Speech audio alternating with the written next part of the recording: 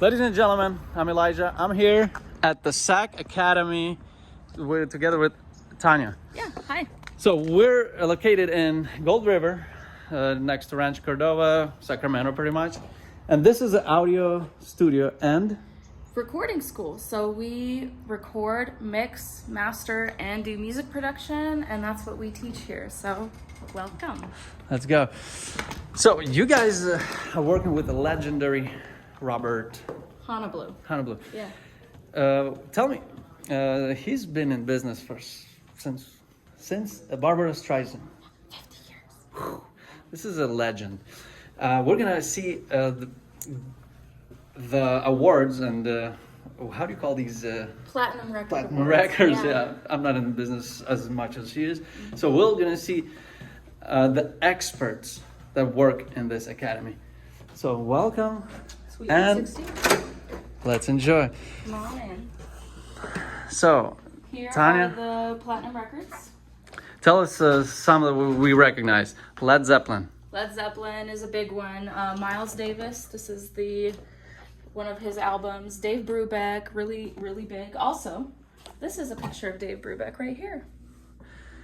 So, And we this is the famous guitarist. What's his name? George Benson. Benson, yeah. So this picture is them many, many years ago in George's house.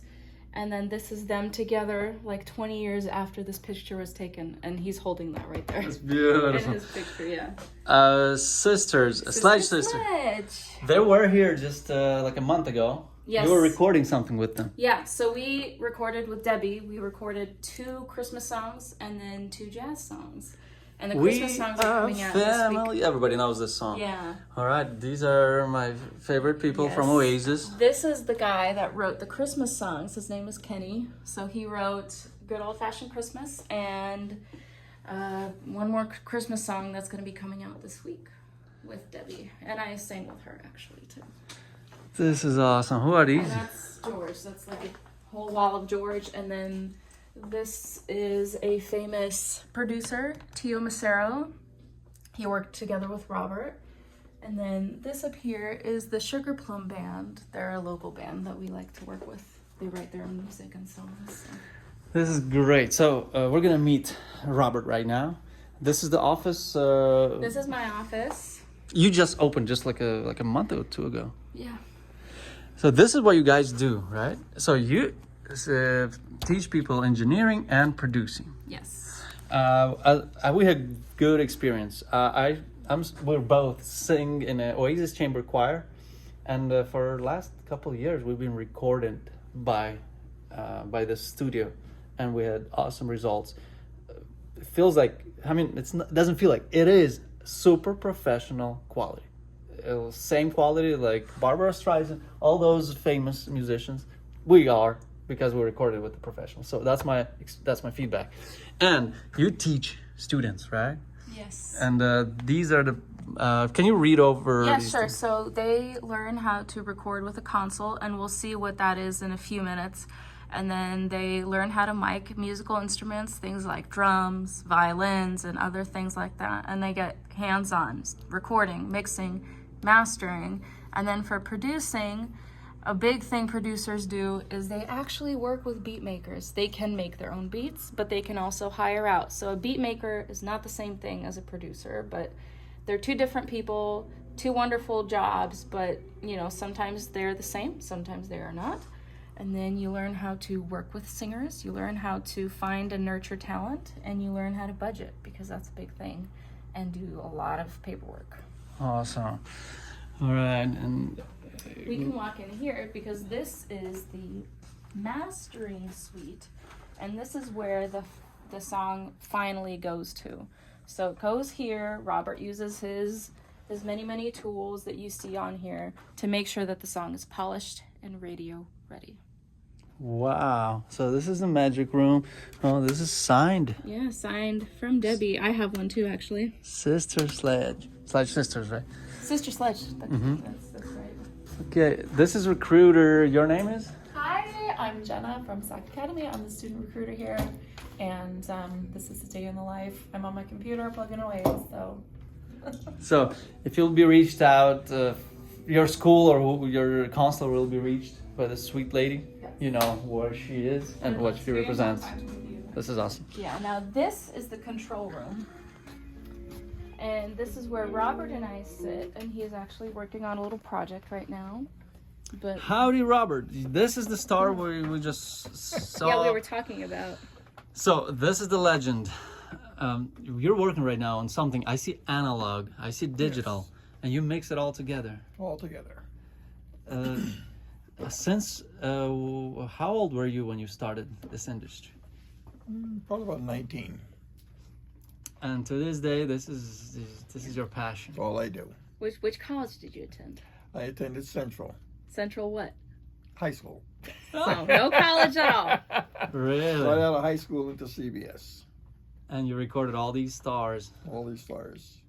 Courtesy of CBS/Motown.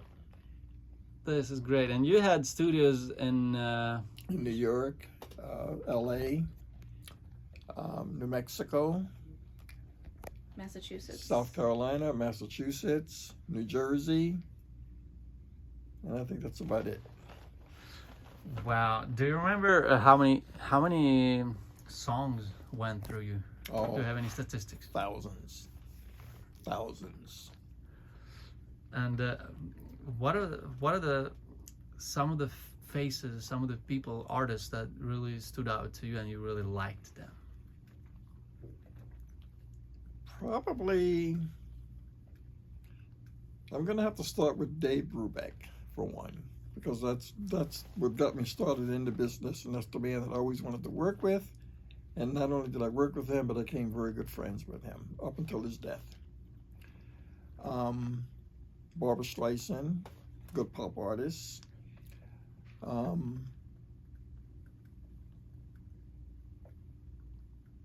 Jimi Hendrix, I liked him. I remember meeting him when I worked at NBC TV. But I liked his character. I liked what he stood for. Santana was a good band. Wow. I really enjoyed working with Santana. Chicago was another good band. Blood, Sweat, and Tears was another good band.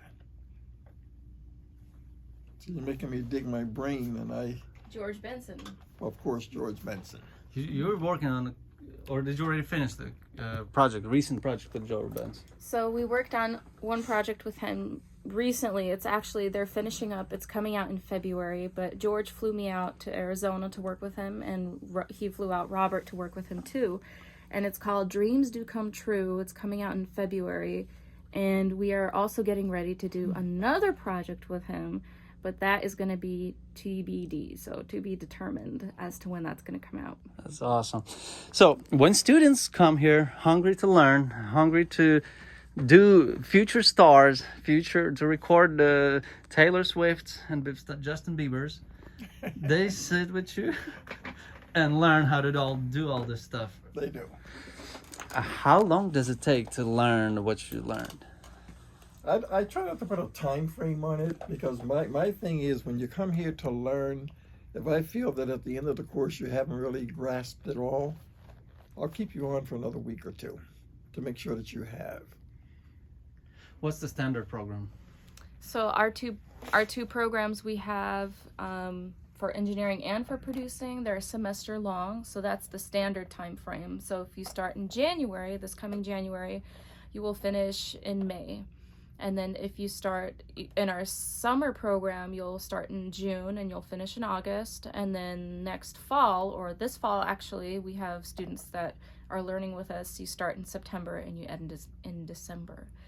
Then again, because we are flexible and we work with our students one-on-one, it can be extended for a little bit. And that's pretty much it. So we really, really love working with our students. And we don't have more than 6 students per class, and we pride ourselves on that, because a lot of different schools have really big classes, and you sit and you read in a book instead of sitting and look at this. You pull up a fader, you pull down a fader, you work these knobs, you make it louder, you make it softer, all of this stuff. Like, you put your flips on, you put the solos on, you make sure all of this is working. All of this stuff is what you get to do when you're here. and when you learn with us. And practice. That's what. Exactly. That's how you learn the because best. Practice makes perfect. So I love how Robert has a background in this because he did this day to day to day to day. That's the only way to learn, is by doing. And our method for teaching is an on-the-job training program. It's how I was taught at CBS. It worked. It's how I want my students to learn, on-the-job training. When they come here to learn, they learn the basics, but 80% of their time is consumed on the board, working with bands in the studio, working with me in the mixing and or mastering room. That's so valuable. So valuable. Speaking of value, could you give us some value about recording, a life hack that people misunderstand or misuse nowadays? How to record? Can you please show us your studio, and maybe we can get some value. So in this room, I saw videos. Sledge Sisters were singing. Yeah. That's a huge room too. I mean, because some rooms people are separate in their little caves trying to play band, but here a big band can fit. Even a choir can fit. Easy. Even dog fits here. I like it. Cody is your good friend. He's the main guy. He's the guy that teaches everybody. He runs the show. Yeah. Hey, Cody. The real boss. The real boss. Him and Slam. A good boss. So this is very valuable, looking good, aesthetically beautiful looking studio, and also fits everything. So can you give us some value? How to a life hack? Maybe what can you share with us? Recording drums is probably one of the biggest things that a lot of studios and engineers can't do. They want to, but they complicate it. Recording, the entire process is very, very simple. Don't complicate it. Yes, and he just showed me an example because some people. Tatyana Yeah, Tanya. Yeah. Yeah. Show me. So, one thing that happens is, say for example, you want to mic the bass drum. So, a standard miking would be to have this mic in here. What other people like doing is they would take, and this is not necessarily the microphone they'll use, this is just an example. Mm-hmm. But they'll take any microphone and they will put it in front of the whole set. So they'll put it, right in front of the bass drum like that. To record, really far to away. record ambiance, which is incorrect. Yeah. So what is ambiance? Ambiance is whatever is in the room. So for example, if you hear like AC, or if you're like in the bathroom, it has like a natural echo to it. So whatever you're in, the natural sound of the room. But a really, really cool thing is that we have digital.